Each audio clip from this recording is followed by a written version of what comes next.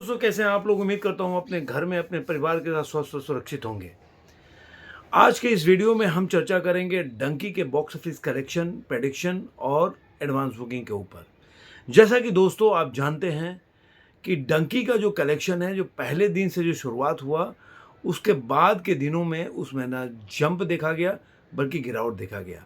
तो इन सब बातों पे हम इसी वीडियो में चर्चा करेंगे। लेकिन उससे पहले अगर अभी तक आपने मेरे चैनल को सब्सक्राइब नहीं किया तो सब्सक्राइब करें, वीडियो को लाइक करें, शेयर करें और कमेंट करते रहें। तो चलिए वीडियो को शुरू करते हैं। जैसा कि दोस्तों आपको पता है कि डंकी मूवी थी, उसकी पहले दिन की जो एडवांस बुकिंग हुई थी, करीब करीब 15 करोड़ और 41 लाख की एडवांस बुकिंग हुई थी, जो कि एक बहुत अच्छा एडवांस बुकिंग था। उससे उसकी कमाई हुई थी 29 करोड़ के आसपास, 30 करोड़ को क्रॉस नहीं किया।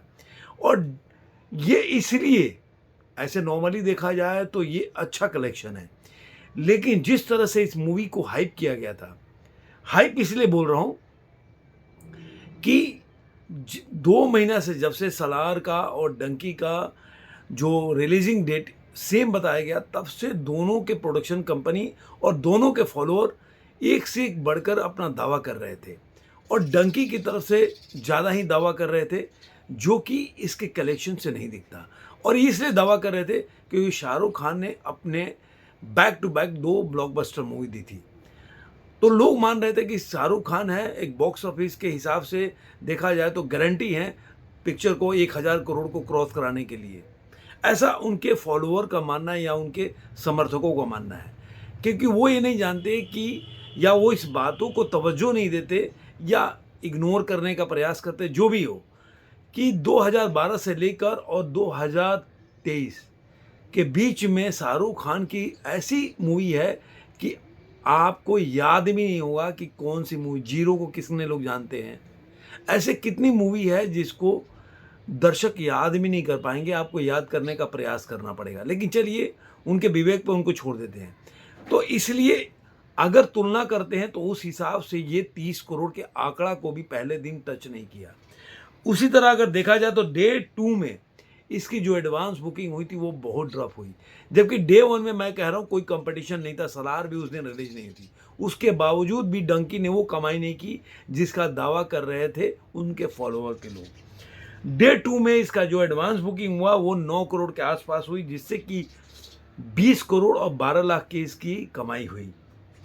और इसी तरह अब डे 3 में जो इसका एडवांस बुकिंग है वो 10 करोड़ के आसपास हुआ है, जिससे कि प्रेडिक्शन कर रहा है कि 25 करोड़ के आसपास कमाई हुई। क्योंकि अगर 9 करोड़ से 20 करोड़ की कमाई है तो 10 करोड़ से 25 करोड़ का लोग आंकड़ा लगा लेते हैं, उस हिसाब से है।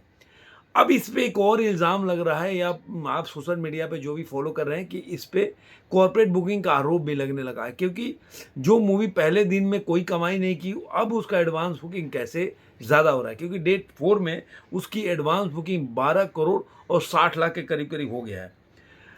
तो ये तो एक अलग चीज़ है, लेकिन अभी तक जो डे 3 तक का जो ऑफिशियल डाटा है उसके हिसाब से मूवी 74 करोड़ 82 लाख पूरे इंडिया से कमा लेती है। और वर्ल्ड वाइड के देखा जाए तो पहले दिन वर्ल्ड वाइड में 58 करोड़ कमाई थी, दूसरे दिन 45, और तीसरे दिन का करीब करीब आइडिया लगा रहा है कि इसका ऑफिशियल डाटा आएगा तो तीसरे दिन वर्ल्ड वाइड में 56 करोड़ कमाएगी। तो अगर ये तीनों को जोड़ दिया जाए तो 159 करोड़ का करीब करीब ये पूरे वर्ल्ड वाइड में कमा लेगी। इसमें मैंने चौथे दिन का डाटा को नहीं जोड़ा है। और इसके तीसरे दिन की ऑक्यूपेंसी आपको बता देता हूँ। ओवरऑल जो ऑक्यूपेंसी है इसका 40% के आसपास है। मॉर्निंग का 21%, आफ्टरनून का 37%, इवनिंग का 48% और नाइट का 55%। तो देखा जाए तो इस तरीके से डंकी का जो कलेक्शन है वो शाहरुख खान के बाकी जो अभी 2023 में मूवी आई है उससे बहुत पीछे है। और जिस तरह से सालार के साथ उसका दावा किया जा रहा है, उसके सामने ये मूवी कहीं नहीं टिकती। हाँ, ये बजट को निकाल लेगी, हिट हो जाएगी, इसमें कोई दो राय नहीं है, क्योंकि बजट का दावा कर रहा है कि 150 करोड़ की मूवी है। मैं पहले भी बोला था कि 150 करोड़ का नहीं होगा, कम से कम 200-250 करोड़ का मूवी एक इसकी बजट होगी। क्योंकि अगर मान लीजिए कि अगर ये शाहरुख खान का फीस और मेकिंग में अगर मिला दिया जाए और उसके साथ 100 करोड़ पीआर जोड़ दिया जाए तो ऑब्वियसली 225 करोड़ के आसपास के इसके बजट हो जाती है। अब कहने वाले कुछ भी कहें वो अलग बात है। तो ये मेरा कहना है कि डंकी जो है जिस तरह से दर्शकों को उम्मीद था उस पे नहीं उतरी, जिस तरह से दावा किया जा रहा है वहाँ पे नहीं उतरा। और अब मैं कह रहा हूँ कि अगर ये आज के कलेक्शन नहीं कर पाती है और अगले जो 1-2 दिन में कलेक्शन इसका गिरता रहा है, तो ये डंकी उठने का नाम नहीं लेगी। और ये भी दावा नहीं कर सकते कि नहीं हमारे पास शो कम है, क्योंकि इसके हिसाब से देखा जाए तो सलार के पास शो कम है और डंकी के पास अभी भी 10,000 के आसपास के शो हैं। तो ये शो बहुत कम है, जो शुरू में 15,000 से शुरू हुआ था वो कम होने लगा है। क्योंकि जब जब आपको फील नहीं होगा, हाउस फुल नहीं होगा, क्योंकि कई जगह से ऐसे खबरें आ रही हैं कि कई सिनेमा हॉल है कि केवल 30% ही सीट फुल हो पा रही है, बाकी 70% का सीट है वो खाली रह रहा है। तो अगर ऐसा चलेगा तो सिनेमा हॉल अगर कुछ कमाएगा नहीं तो शो बढ़ा के क्या मतलब है। तो सारी बातों पे ध्यान रखते हुए आगे अगर जो भी अपडेट आएगा तो मैं आपके साथ बताऊंगा। तब तक के मिलेंगे। आपको कैसा वीडियो लगा कमेंट बॉक्स में बताइएगा। धन्यवाद।